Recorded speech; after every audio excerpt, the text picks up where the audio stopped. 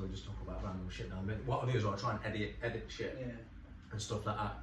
I'm trying to think what we can talk about. When did we join the military? What was it, 2009? 2009. No, January the 25th, 2029. Do you know why I remember that?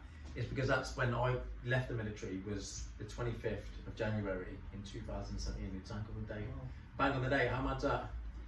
Bang on the date as well. By coincidence. Exactly, yeah. Fucking remember training, man. When was it, 2009? I'm just trying to think now. Do you remember the coach journey there and that? What? When we got picked up at the train station, who was there? There was Sergeant Frith. No, not Frith. What was with the Scotch guy? Remember the ginger guy? Yeah, no, I remember. I can't remember his name. Who else was there? Sergeant Cathcart was there. No, Eve. And Straining. was, yeah. I think I was scared of Straining more than anyone. Yeah. Because he was alright to that. Oh, I'll have donuts. Exactly, exactly for that you said on it. But joining, obviously going through training and that. Where did your nickname come from? Well, from you, shockingly enough. Yeah. Because everybody else going nice substantial meal, but no, I thought 2-3 rounds of apple crumbles better than nothing. Every time you went back as well, you did it as well, yeah. Here comes pudding. Don't let me have that donut. But it's true though, you should just fucking edit all that. Yeah, I was the one hanging out the back. Here comes pudding. And like Private Pie was out of Full Metal Jacket. Exactly, yeah. I love training though. I think people hated me in training because... Yeah, because you were the one who got beasted even every time. I loved used to get beasted. I loved it. I didn't, because I was a fat boy in the back. And that's why you got the nickname Pudding, because you get back into fucking I puddings. can roll down the hills, but I can't get up them.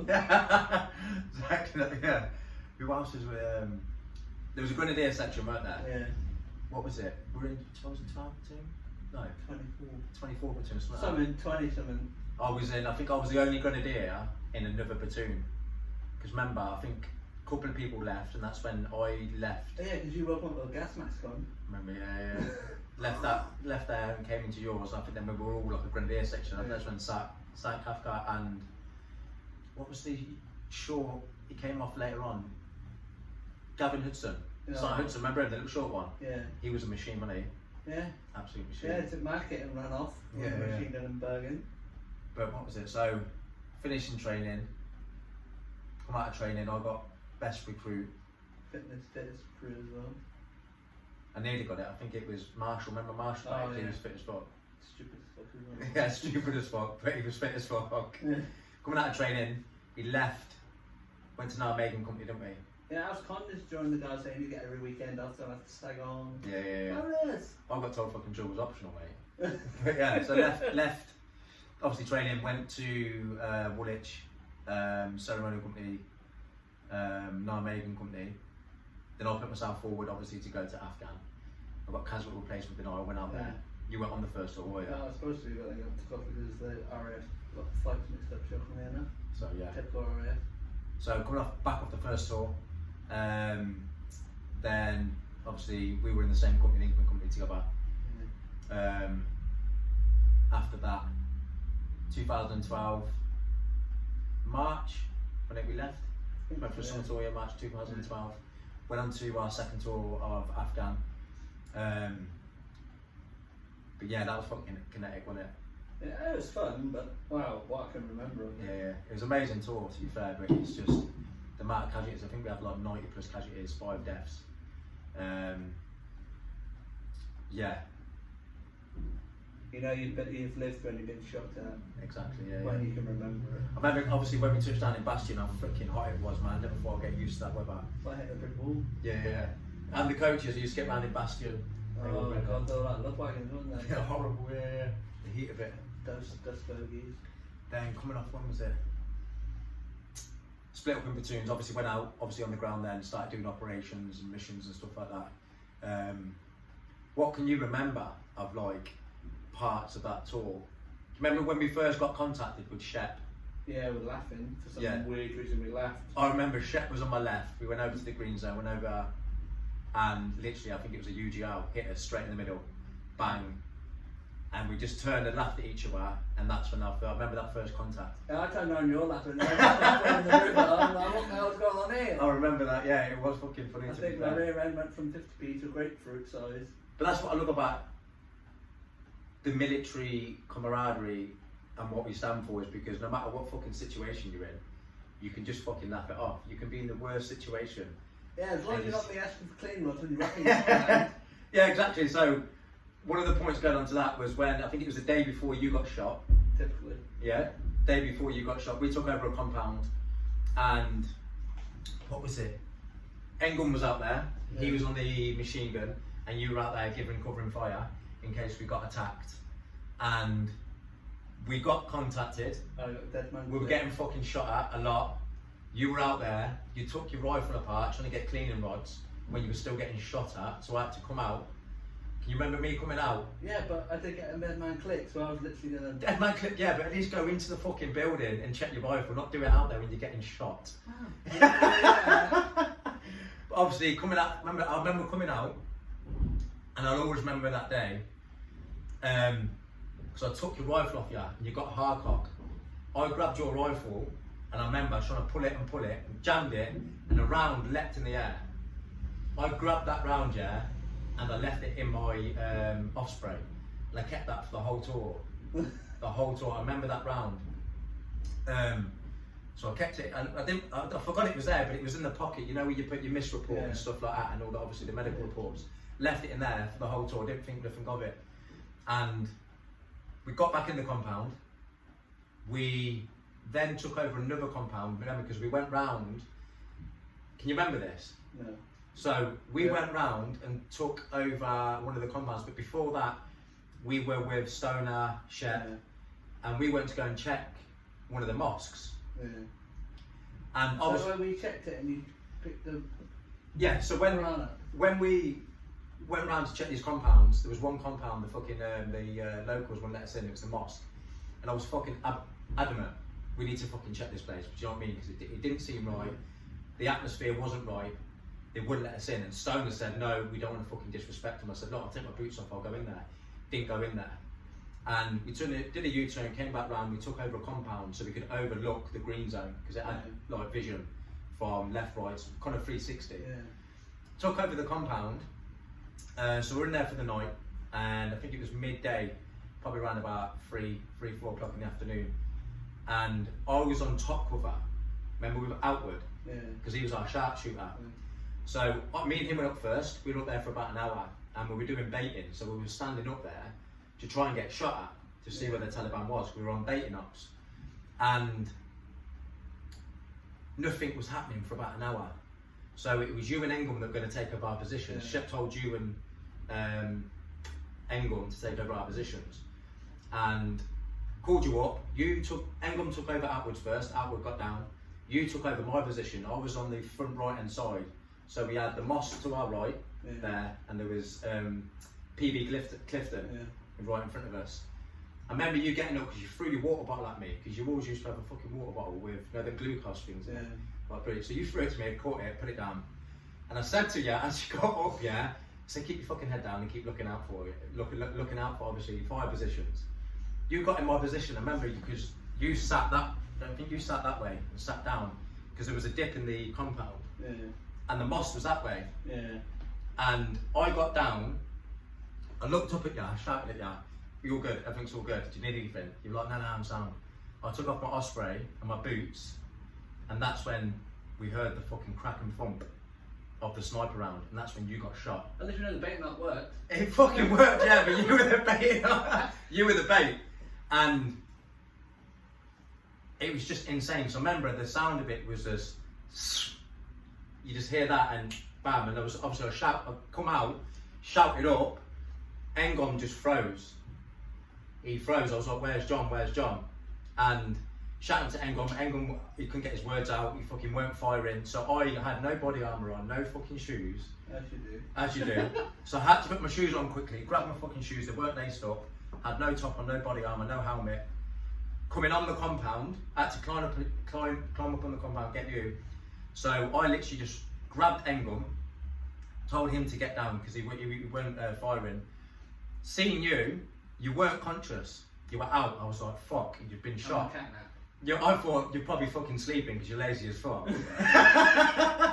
So I was shouting over to you, no response. I literally got over to the top, over you, and you were not frothing. There was a lot of blood in your mouth. I was checking for gun wounds, so I went from head to toe, couldn't find anything. But you turned, and obviously I seen a bullet wound from the top of your head, and your eyes were sunk, and there was a indentation there. It was like a hole. And so I tilted you, drained your blood, called for David and Hollis, dragged you, but we kept getting shot at. So I had to stop and cover you. So I got on top of you, and I remember like there was like what do you call them? A solar panel.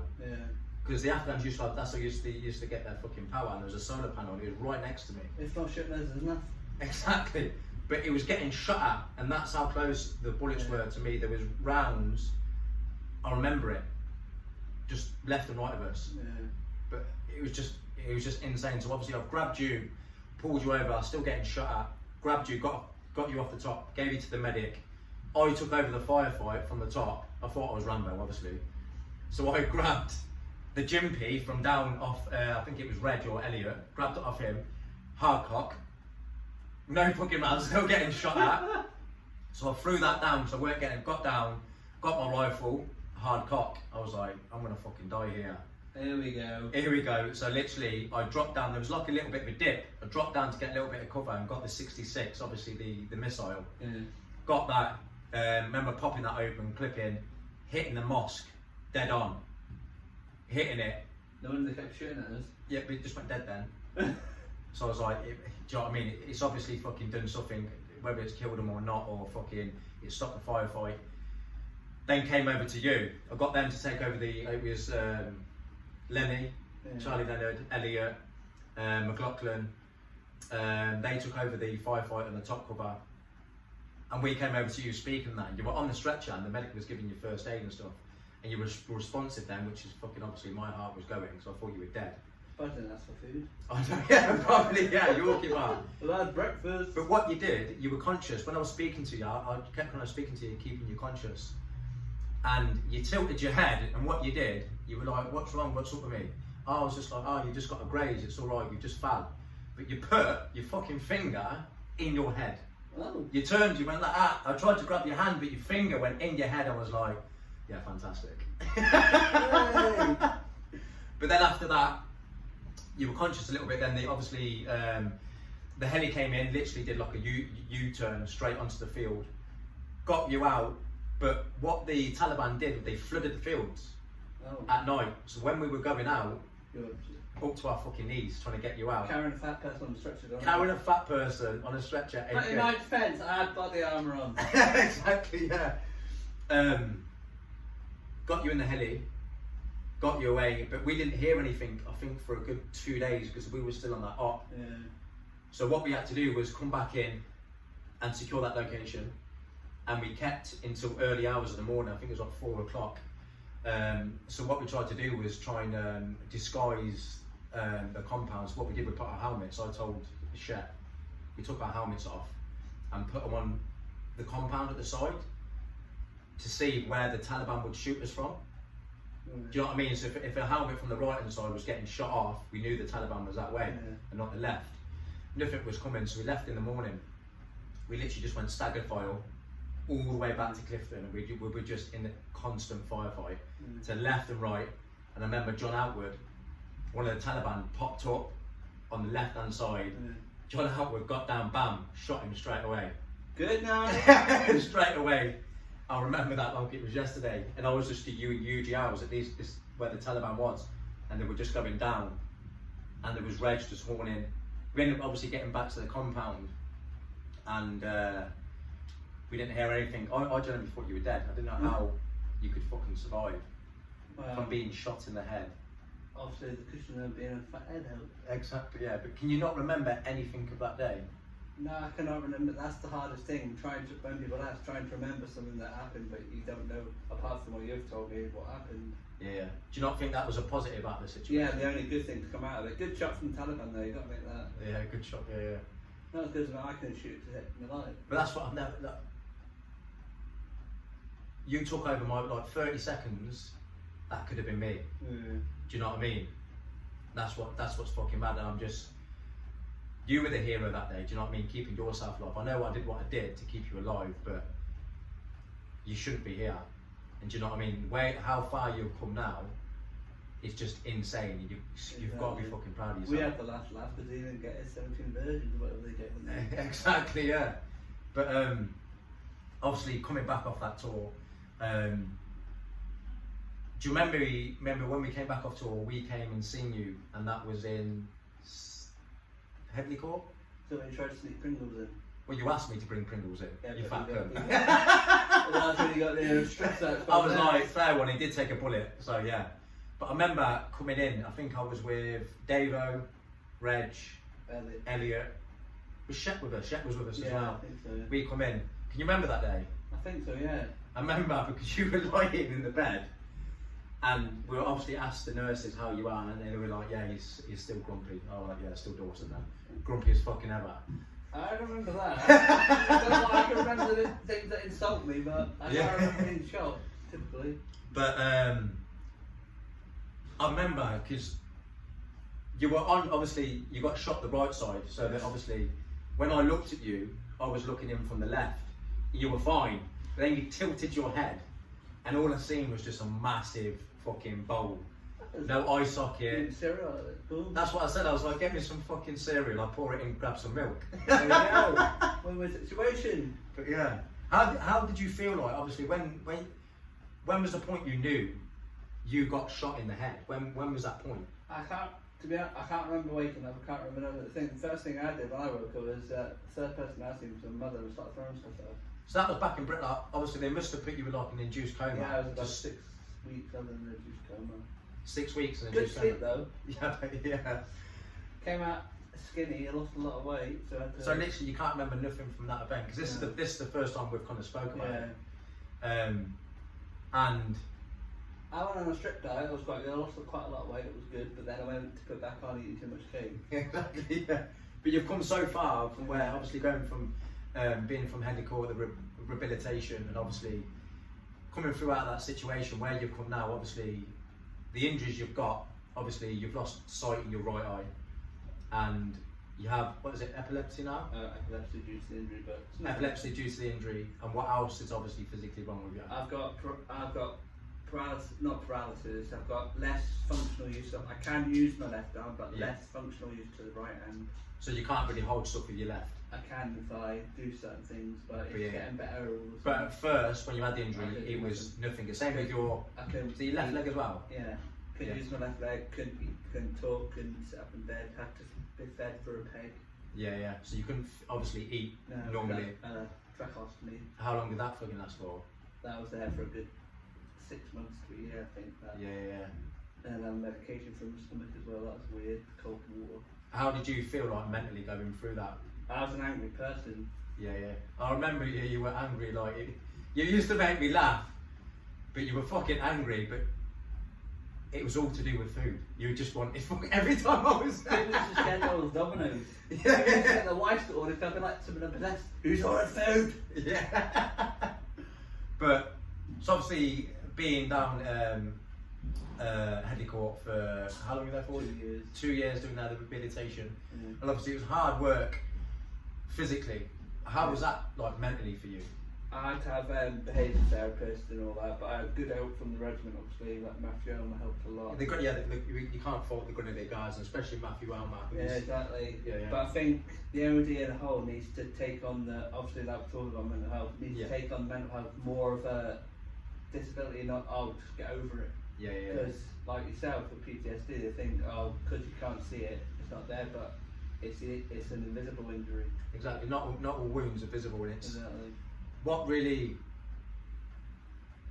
Obviously, seeing you like that, and obviously me coming back from Afghan, I had a lot of shit to deal with that I didn't deal with. It was obviously survivor's guilt because I wish that was me who got shot. Do you know what I mean? And it's you mad man. No. Yeah, I know. Yeah, but it's called obviously survivor's guilt, and it's very hard for me to deal with. I remember coming back from obviously tour. I didn't want to come back. I tried to extend with the Queen's Company for 3 months because I was just like, I don't want to go back. Yeah.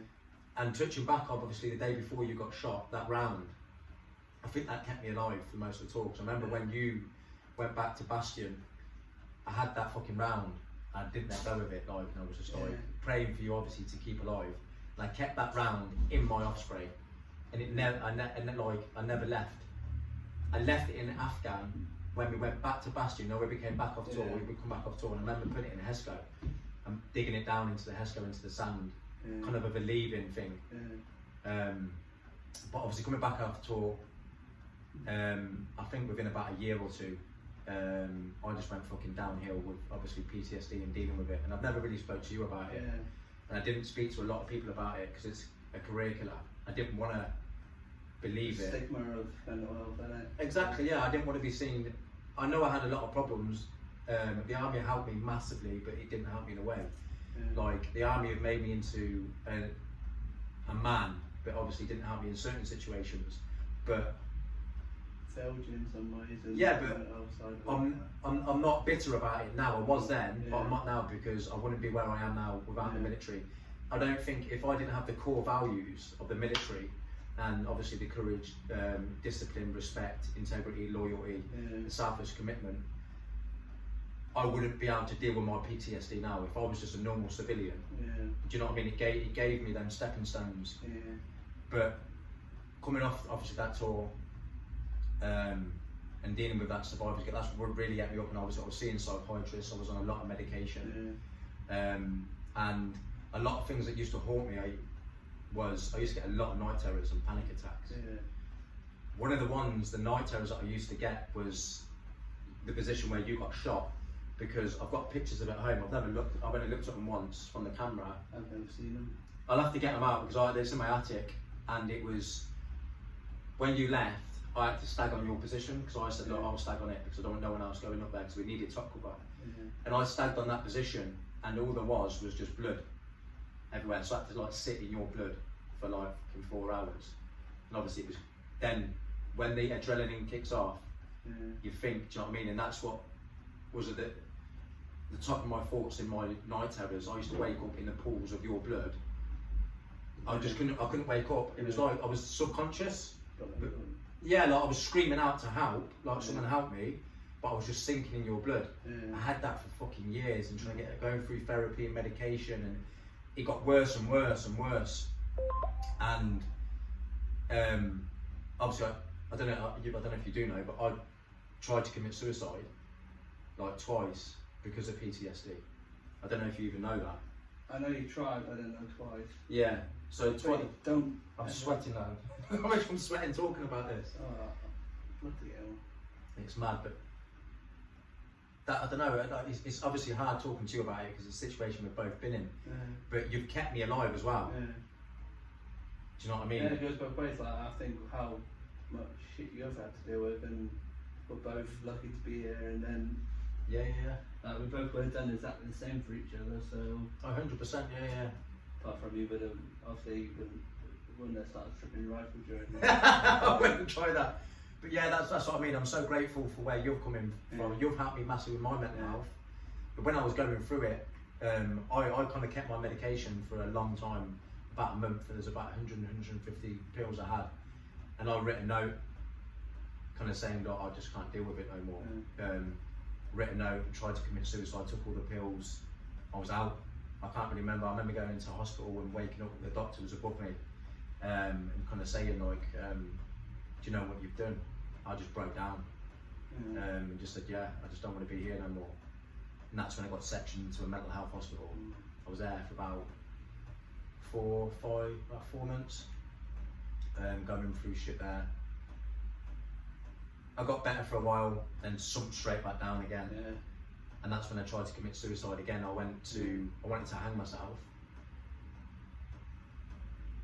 But I don't know if I didn't have the nerves. I remember having it, like the equipment for it, the rope and stuff, and I remember sitting there day after day just thinking about it, and it got too much. I remember ringing my psychiatrist. I said, I need fucking help. This was like 4:30 in the afternoon. I remember it because I was doing a PT session, and after I rang him, and I said, look, I fucking need help. I want to commit suicide. I'm really not stable. And he said to me, I'll finish at 4:30. You've got to ring the hospital. So who said, what psychiatrist says that? I'm just trying to say to you, I want to commit suicide. That's one of the points as why we're getting involved with like how they put it now, because mental health's a big thing, and obviously that with Bark and Telly as well, that's hit home a lot as well, because exactly, Elliot taking his own life to do with mental health. Exactly. And he's obviously he was in the Grenadier Guards with us, and it's no one would ever know he had problems because he was such a nice guy. Yeah, like yourself, like no one would know unless I know now stuff I didn't know. Yeah. So it's where we need to kick in with the up the arse and say, look, get a grip of yourself. 100%. Get a grip of you. It's speaking about it. Doctors can take you so far, and I've had like 6-7 psychiatrists where I get to a point with them and they're just like, I don't know what to do with you now, David. Next psychiatrist, and I've got to replay all that trauma again. And again, it got to a point I was suicidal again, and then they're walking up to obviously Queen's Ave, all the way to the top, up to the med centre, and standing on top of the car park because I was just like, I'm done with this. I was there for about half an hour on the side, and I was toying whether like to jump and just thinking there was no good reasons in my mind to stay alive. And I remember an RMP was like, Smudge. I didn't hear him, so I was in like tunnel vision. I remember like him grabbing my arm and pulling me back, and that's when I got fucking sectioned again. And that's when I was in obviously Basingstoke Mental Health Hospital for months and months. And I don't know, it's good to talk about it, but that's why I'm doing these videos and talking out to people, because we just need to get people on board to hopefully get this sorted, so too many people doing it. 100%, do you know what I mean? And that's what it's a positive out of a negative what happened to you, because it's shit you got shot, but it's good you don't remember, because if you remember, I'll be on the same situation as you. Exactly, and the shit you went through, having like your behavioural issues, and because do you know what I mean, you lost function of your body, having PTSD on top of that, I don't think you'd be here. No. Do you know what I mean? And that's why you've given me the fucking strength. The shit you're doing, like all these pictures, do you know what I mean? You've got your kids, and do you know what I mean? The free peaks and stuff like that. Some people who are full able-bodied can't fucking do shit like that. Do you know what I mean? And what you're doing, I don't think you know how much inspiration you are to me, but other people, or what you're doing. That's why we need to get all this stuff off, get it out in the open, like the Elliot project, keep it going, get it more knowing, because the sooner we get this, more people awareness, more people involved in it, it's going to get the word out. Your story, my story, Elliot's story, definitely. The Ellen family story. We want to get everyone on board, so anybody got any ideas to raise awareness, just contact. Yeah, so the Elliot project is a project for one of our friends who was in the Grenadier Guards as well, who committed suicide a year ago to do with mental health. He hung himself, but no one would ever know he had problems, because I don't think he could talk out about it. Like, he was a sniper, he was one of the best soldiers, he was friendly, like you could go to him if you speak, but then he took so much on board, obviously he didn't know probably where to turn.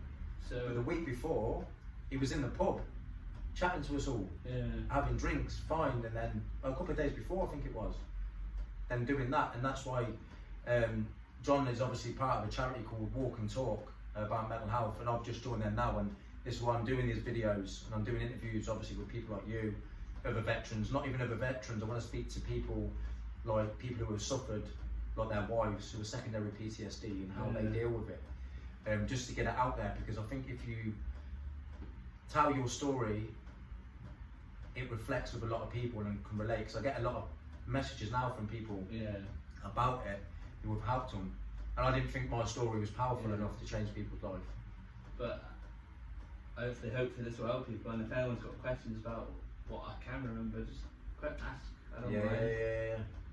But it's amazing what you're doing. Just keep doing what you're doing. Exactly. But start doing more videos. You know what I mean? You're doing an amazing job. Do you know what I mean? I'm going to start doing some of these stuff with you, because I'm still on the road to recovery now. Do you know what I mean? I got PTSD freaking 9 years ago, so I'll see PTSD. Do you know what I mean? But it's just amazing what you're doing, man. I want to kick it in there. Yeah, I don't fucking care about the stigma anymore, do you know what I mean? I don't give a fuck what people think.